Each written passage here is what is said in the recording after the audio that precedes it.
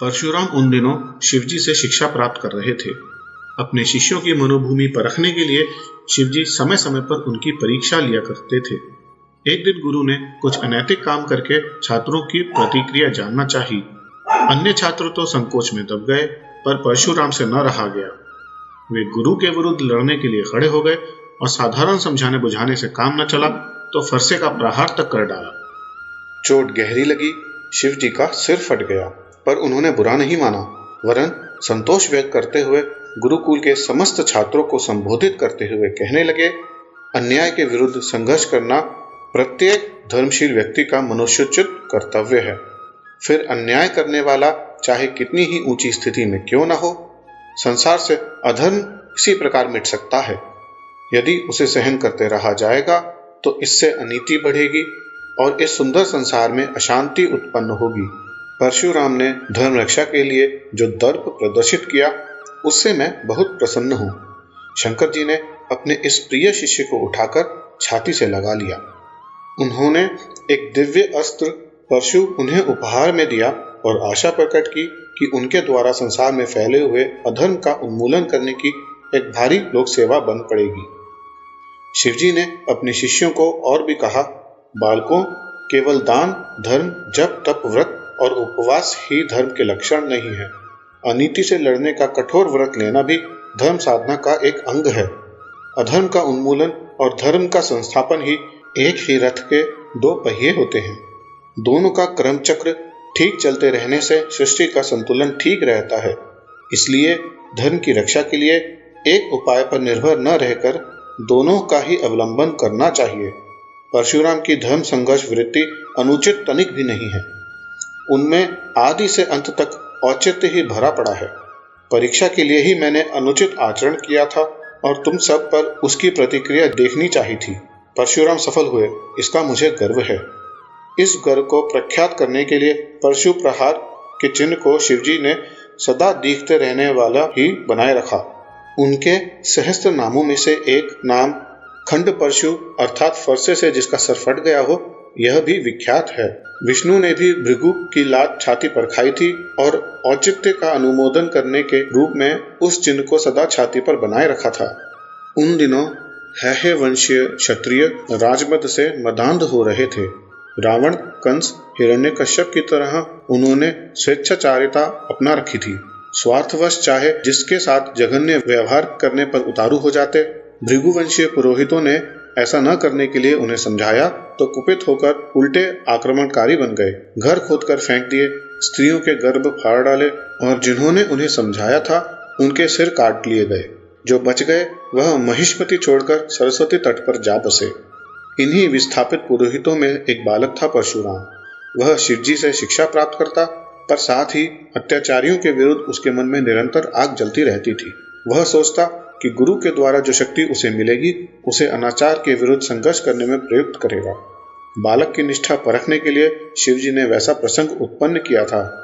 जब बालक ने गुरु का ही सिर फोड़ दिया तो उन्हें विश्वास हो गया कि बालक में लौह पुरुष के गुण मौजूद हैं और वह अधर्म के उन्मूलन की जन आकांक्षा को पूरा करके रहेगा। शिवजी का आशीर्वाद पाकर उनकी शिक्षा और विभूतियों से सुसज्जित होकर परशुराम नाचार विरोधी एक महान अभियान की तैयारी करने लगे। परशुराम के इरादों का उस समय के शासक कार्त्यवीर सहस्त्रार्जुन को पता लगा तो वह आग बबूला हो गया और उन्हें पकड़ने आश्रम में सेना समेत जा पहुंचा। वे तो न मिले, पर उनके पिता जमदग्नि का भांति भांति से अपमान किया गया और उनका आश्रम तथा पुस्तकालय को नष्ट भ्रष्ट कर डाला। परशुराम जब घर आए तो आश्रम की स्थिति देखी तो उनके क्षोभ का ठिकाना न रहा। वे अपना दुर्दांत परशु लेकर अकेले ही महिष्मति पहुंचे और सहस्त्रार्जुन को धर दबाया। उसकी भुजाएं फरसे से काट डाली और सेना को धनुष बाण से विचलित कर दिया। प्रतिशोध की आग और बढ़ी। सहस्त्रार्जुन के वंशजों ने अन्य अनेक राजाओं को लेकर चढ़ाई कर दी और परशुराम के पिता जमदग्नि को 11 स्थानों से घायल करके उन्हें मार डाला। कहने वालों ने कहा, एक साधु या ब्राह्मण के लिए इस प्रकार हिंसात्मक कार्य करना उचित नहीं। उन्होंने दृढ़ स्वर में उत्तर दिया, यह अनीति ही वस्तुतः हिंसा है। उसका प्रतिकार के लिए जब अहिंसा समर्थ न हो तो हिंसा भी अपनाई जा सकती है। शास्त्र ने वैदिक हिंसा को हिंसा नहीं माना है। क्रोध वह वर्जित है जो स्वार्थ या अहंकार की रक्षा के लिए किया जाए। अन्याय के विरुद्ध क्रोध तो मानवता का चिन्ह है। मानवता की मूलभूत आस्था को खोकर क्रोध अक्रोध जैसी नीतियों में उलझे रहना व्यर्थ है।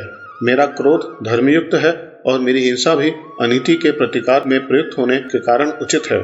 धर्म की स्थापना और अधर्म के विनाश के लिए सदा से यही क्रम अपनाया भी जाता रहा है। ऐसे तर्कयुक्त वचनों को सुनकर कहने सुनने वाले चुप हो जाते। वे संघर्ष की आग सुलगाए हुए देश देशांतरों में भ्रमण करने लगे।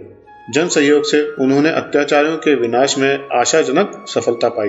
व्यक्तियों के पास कितनी ही बड़ी शक्ति क्यों न हो, जनता की संगठित सामर्थ्य से वह कम ही रहती है। परशुराम के नेतृत्व में भड़का हुआ विद्रोह एक नहीं 21 बार निःशेष लोगों के अनाचारों का उन्मूलन करने तक चलता रहा और जब अवांछनीय तत्व समाप्त हो गए तभी वह शांत हुआ। अनाचार को समाप्त करने की उद्दत भावनाओं से प्रेरित होकर यद्यपि परशुराम जी को हिंसात्मक नीति अपनानी पड़ी, पर उन्होंने इसे कभी अनुचित नहीं समझा। शांति की स्थापना के लिए प्रयुक्त हुई अशांति सराहनीय है और अशांति की परिस्थितियां उत्पन्न करने के लिए की गई हिंसा में पाप नहीं माना जाता। स्वार्थ और अन्याय के लिए ही आक्रमण वर्जित है, पर यदि आत्मरक्षा या अनाचार की रोकथाम के लिए प्रतिरोधात्मक उपाय के समय में हिंसा अपनानी पड़े तो न अनुचित माना जाता है और न बुरा। परशुराम जी शास्त्र और धर्म के गूढ़ तत्वों को भली भांति जानते समझते थे, इसलिए आवश्यकता पड़ने पर कांटे से कांटा निकालने, विष से विष मारने की नीति के अनुसार ऋषि होते हुए भी उन्होंने धर्म रक्षा के लिए सशस्त्र अभियान आरंभ करने में तनिक भी संकोच न किया। जब प्रयोजन पूर्ण हो गया तो उन्होंने अनावश्यक रक्तपात को एक क्षण के लिए भी जारी रखना भी उचित नहीं समझा। फरसे को उन्होंने समुद्र में फेंक दिया। जो राज्य छीने थे वह सारी भूमि महर्षि कश्यप को दान कर दी ताकि वे उन प्रदेशों में सुराज्य की स्थापना की व्यवस्था कर सकें। पितरों ने प्रसन्न होकर उनके इस धर्म संघर्ष के लिए प्रसन्नता प्रकट की तो उन्होंने यही कहा, यदि आप लोग प्रसन्न हैं तो पहले की तरह मेरी तपस्या, स्वाध्याय और धर्म रक्षा के मार्ग में प्रीति उत्पन्न हो जाए। जन कल्याण के लिए परशुराम जी ज्ञान और विग्रह दोनों को आवश्यक मानते थे।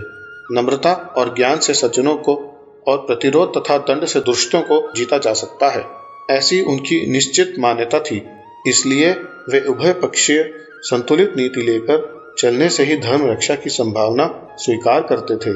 उनकी मान्यता के अनुसार मुख से 4 वेदों का प्रवचन करके और पीठ पर धनुष बाण लेकर चला जाए। ब्रह्म शक्ति और शस्त्र शक्ति दोनों ही आवश्यक है। शास्त्र से भी और शस्त्र से भी धर्म का प्रयोजन सिद्ध करना चाहिए। सज्जनता और दुष्टता की अति कहीं भी नहीं होनी चाहिए। दोनों का ही समुचित प्रयोग किया जाना चाहिए।